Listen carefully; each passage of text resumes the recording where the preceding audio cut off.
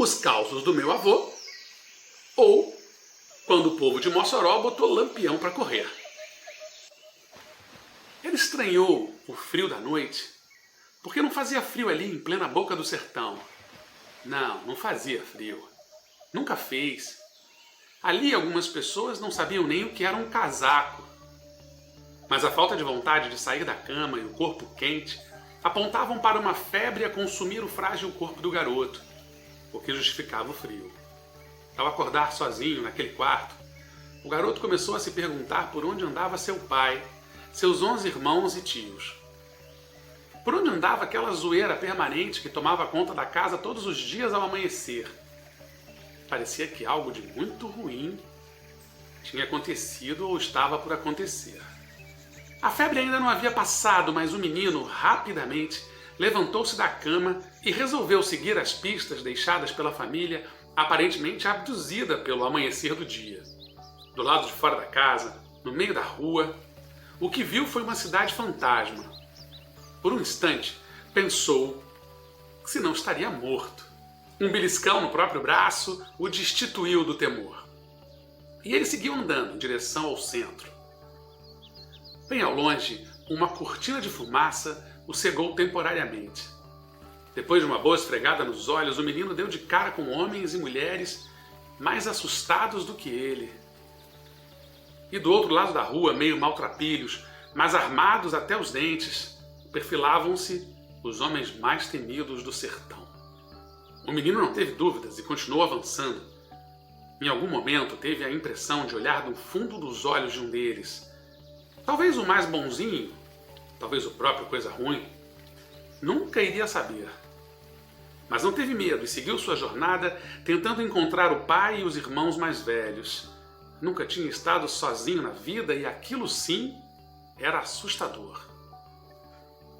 Apavorado com um disparo repentino, o menino correu para dentro da igreja onde avistou escondidos seu pai, seus irmãos e mais 40 homens que estavam de tocaia, à espera de Lampião, na esperança de que ele caísse na armadilha.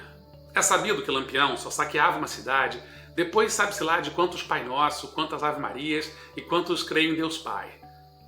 Homem muito religioso que era, abençoado pelo Padre Cícero. Mas o galo cantou, o dia amanheceu e o homem não chegou.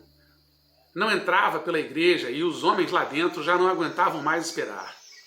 Muito provavelmente porque o cangaceiro, esperto que era, também ficou desconfiado daquele súbito vazio populacional naquela que era a maior cidade do sertão à época. A criança entrou pela lateral da igreja e teve tempo de avisar que o cabra ruim estava chegando.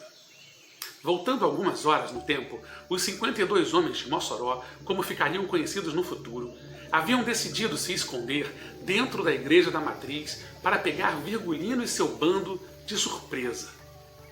O tempo foi passando e eles, atocaiados lá dentro, com um frio na espinha, provocado pelo medo e pela sensação de estarem cometendo um pecado, já que pretendiam matar um homem, por pior que ele fosse, dentro de uma igreja. Então começaram a beber. E entre uma caninha e outra, em pouco tempo, todos estavam completamente bêbados e mal perceberam que havia amanhecido.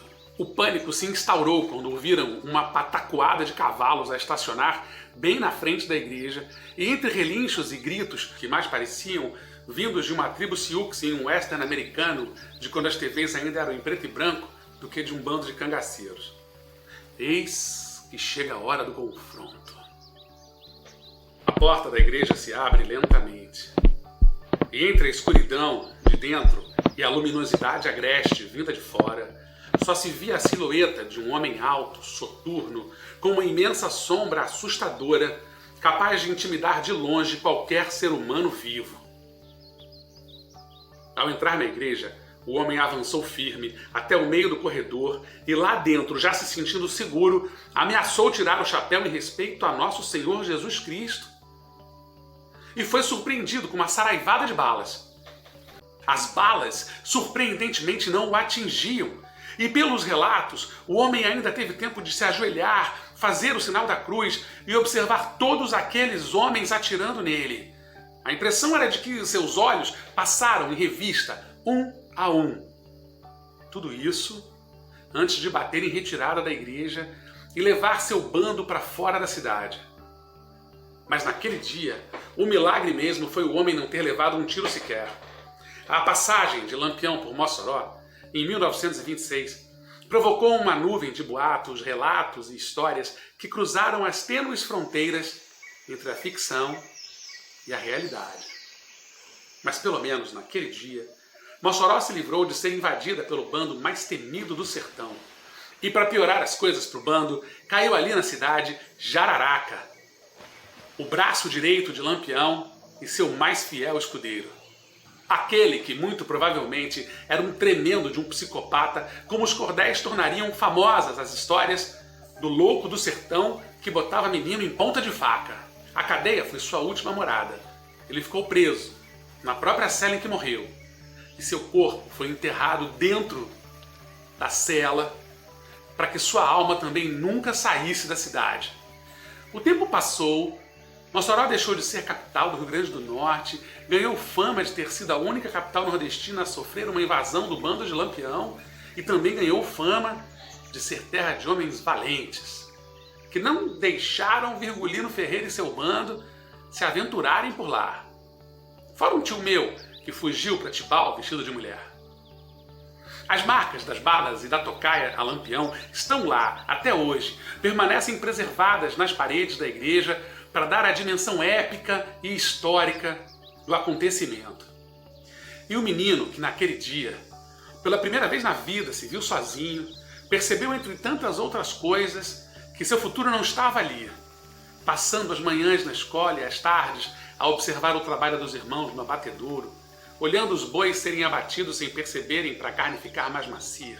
Descobriu que um dia, por mais que gostasse do pai, da mãe e de todos os irmãos, haveria de tentar a vida em outras paragens. Estudou muito, aprendeu outras línguas e alguns anos mais tarde, sem muito alarde, sem quase nenhuma bagagem, partiu para a cidade grande. E foi para longe. Atravessou o Atlântico. No porto, antes de pegar o navio, ganhou de uma tia um casaco, porque para onde ele ia, fazia muito frio em boa parte do ano. E ele ficou lá, olhando o mar infinito, e lembrou do único dia em que sentira frio na vida. Justamente o dia em que se viu sozinho pela primeira vez, por causa da invasão do bando de Lampião.